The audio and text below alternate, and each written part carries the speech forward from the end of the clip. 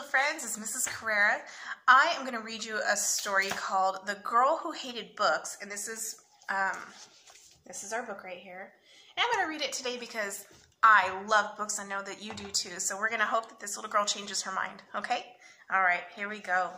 Once there was a girl named Mina. If you looked up her name in a book, you would find that it means fish in ancient Sanskrit. But Mina didn't know that because she never looked up anything anywhere. She hated to read, and she hated books. They're always in the way, she said.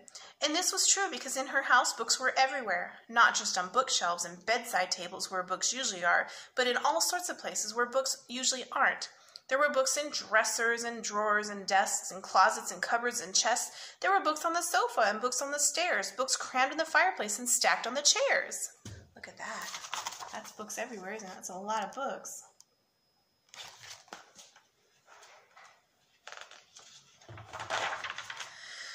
Worse still, her parents were always bringing home more books. They kept buying books and borrowing books and ordering books from catalogs.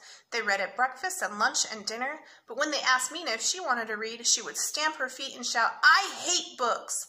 And when they tried to read out loud to her, she would put her hands over her ears and shout even louder, "I hate books!" There was probably only one person in the world who hated books more than Mina, and that was her cat Max. A long time ago, when he was just a kitten, an atlas fell on his tail. It bent the tip like a pipe cleaner. Ever since, he tried to stay on top of the books rather than below them. And here's a picture of her parents reading and his poor little bent tail.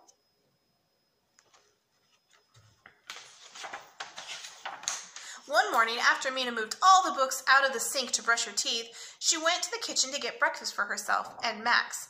First, she climbed onto a stack of encyclopedias so she could reach the cereal.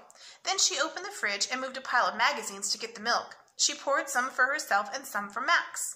"Max," she called, "breakfast is ready." But Max didn't come. She tried again. "Max," she called, "breakfast is ready." He still didn't come. Where could he be? She wondered. She looked in the bathtub and behind the dryer. She looked under the stairs and on top of the clock. She found more books, but she didn't find Max. Oh.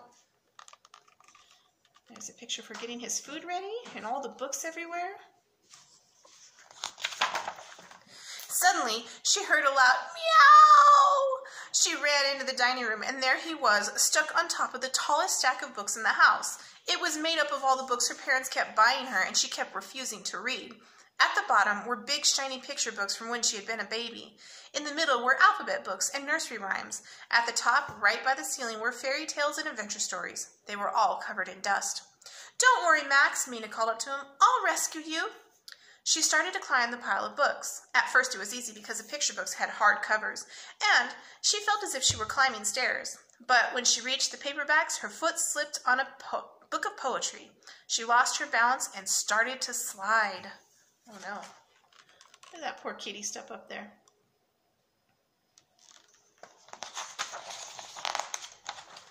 Crash! The books went flying.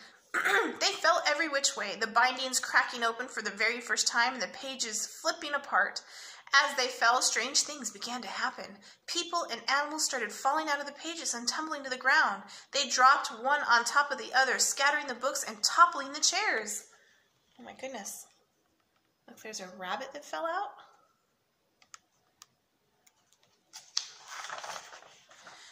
There were princes and princesses, fairies and frogs, then a wolf and 3 pigs and a troll on a log.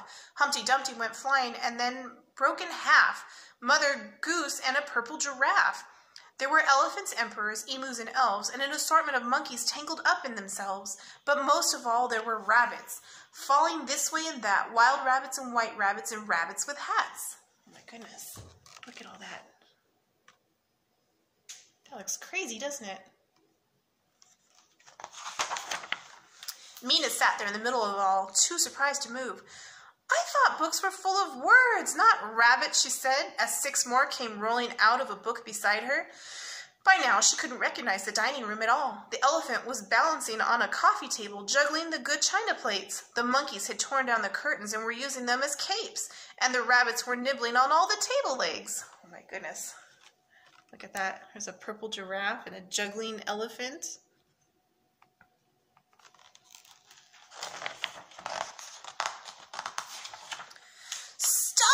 cried Mina. "Go back!" But there was so much barking and grunting and thumping going on that no one heard her speak. She grabbed the nearest rabbit and tried to stuff him into a cookbook, but that scared him so much he wriggled out of Mina's grasp and ran away. She opened another book, and 4 ducks flew out. She slammed it shut again. "This won't work," said Mina. "I don't know who goes in which book." She thought for a minute. "I know," she said. "I'll go to everyone and ask them where they belong." That poor rabbit does not want to be in a cookbook.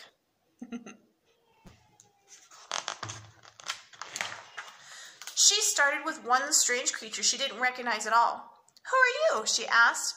"A is for aardvark," the animal said angrily and stomped off in search of her alphabet book. She found a wolf sobbing under the dining room table and asked him where he belonged. "I can't remember if I'm Little Red Riding Hood or the 3 Little Pigs," he wailed and blew his nose on the tablecloth. But Mina couldn't help him because she had never read either story. Then she had another idea. She picked up the nearest book and began to read aloud. "Once upon a time," Mina began, "in a land far, far away." And there's poor wolf crying and everybody's upset. Do you think reading's going to help? I hope so. Slowly, the creatures stopped jumping and howling and gibbering and chattering. They crept closer and closer to hear what would happen next. Soon they were all sitting in a circle around her, listening to her read. When Mina reached the top of the second page, the pigs in the circle jumped up. "That's us!" they cried. "That's our page! That's our book!" They leapt up out of the circle, dove into her lap, and disappeared into the book. Mina clapped it shut before they could all pop out again. She grabbed another story. One by one, she began reading all her books, and one by one, the creatures found out where they belonged. Oh, look at that. That's pretty cool. See Little Red Riding Hood and all the different characters. At last, there was just one little rabbit in a little blue coat left in the room. Mina slowly picked up a book. It was The Tale of Peter Rabbit. "Maybe I could keep this rabbit with me," she thought. She was beginning to feel lonely now that everyone else was gone, but the little rabbit stood in front of her, shifting nervously from foot to foot and twitching his fuzzy nose. He was anxious to get back home. So, with a big sigh, Mina opened the last book. The rabbit hopped in, and with a flash of his white cottontail, he was gone. The house was quiet. Max sat on some books, washing his face. Mina sighed.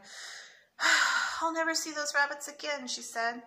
Then she noticed that the books were still there, lying all around her. She started to smile.